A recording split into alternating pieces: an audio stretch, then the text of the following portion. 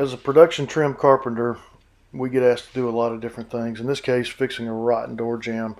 This was an interesting project. We were at the house to do a remodel, and of course, my job was to trim all the windows and all the beams and everything that was going into the remodel. But the homeowner asked me to do this repair on the door. He actually was going to replace the entire door, and I suggested that we could Bondo this and make it look just like it was part of the door. We'd be undetectable once it's painted. So we just went through the process of digging out all the rotten wood with an oscillating tool, just making sure everything is nice and free of any rotten wood. Also let it dry overnight and then sprayed it with some wood sealant to seal in anything that was potentially going to be a problem if we Bondoed it.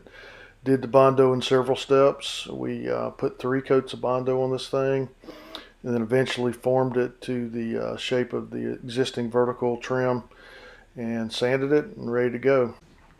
To replace this door, it's an outside exit door from the garage.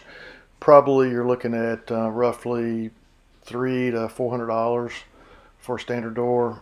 This was accomplished with a $20 can of Bondo. Hope you enjoyed it. Thanks.